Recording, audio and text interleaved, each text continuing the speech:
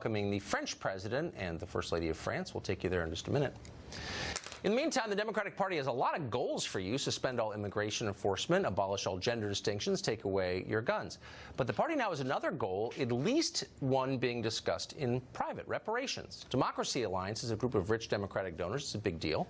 Billionaires George Soros and Tom Steyer are donors to it.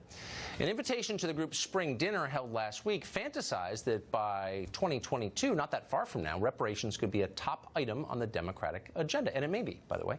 John Summers is a former communications director for Harry Reid, the Senate Majority Leader of Nevada, or as they call it, Nevada, and he joins us tonight. John, thanks for coming on. You bet. Thanks for having me. So I like this story because it actually allows us to have an honest conversation about what this would mean, about reparations. And by the way, I'm open-minded about this as I am about all things. But how would it work? Would immigrants, and there are a lot of immigrants in this country, newly arrived from, say, Mexico, have to pay for reparations? Well, let's take a step back if we're actually going to have an honest conversation. Yeah, let's do it. Why not? And talk about how we're actually not anti-God. We aren't for eliminating the borders.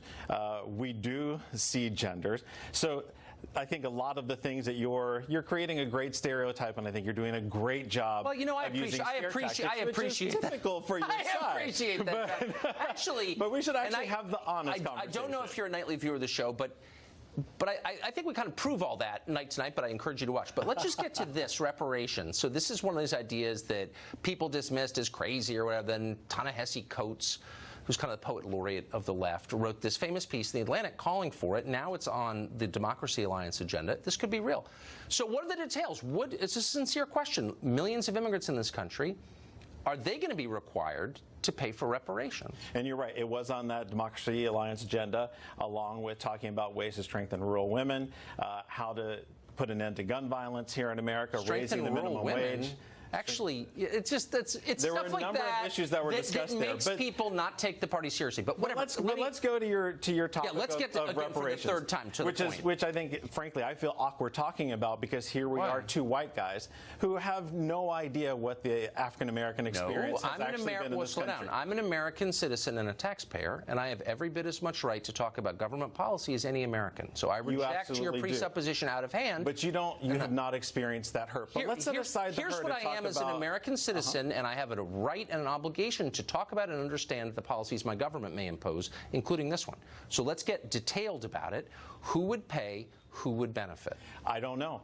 That's one of those things that we don't have the details on whoever's putting forward that policy prescription. But what I actually think reparations don't go far enough. I actually think what we need to do is look forward to policies that will actually change the dynamic in this country and level the playing field for African Americans. So we're opening the gateway and the pathway to the middle class. Well, of course I couldn't agree more. So let's just start with one, and maybe we can agree on this.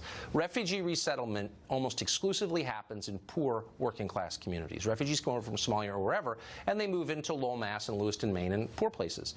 Let's make a pact that we move them only into Martha's Vineyard, Nantucket, Northwest D.C., the Upper East Side of Manhattan, only places where rich people live. Marin County ought to get $1 million or so. Why don't we do that? Why don't we start there? Would you be for that? I don't think that would actually be the solution. I think the solution, as I was saying, would actually be to pass policies that level the playing field. Why wouldn't that level the playing field? So we provide equal opportunity to achieving the middle class. What do you mean? For every American. If I'm coming, slow down. If I'm coming from Somalia and you move me into some dead, depressing mill town with no mills, my chances of success are much less than if I move into, say, your neighborhood.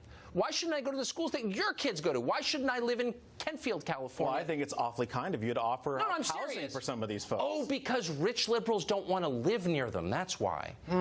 That's funny. That's not at all what we were talking about. You're saying let's level the playing field. That's great. By the way, if you're offering to house some people, I think that's fantastic of you. No. But let's actually talk about the system that needs to be changed in order. Dude, I'm for actually changing it. I'm not sure you are. But, John, thank you. We're out of time. I could go on forever. It's nice to see you. CNN's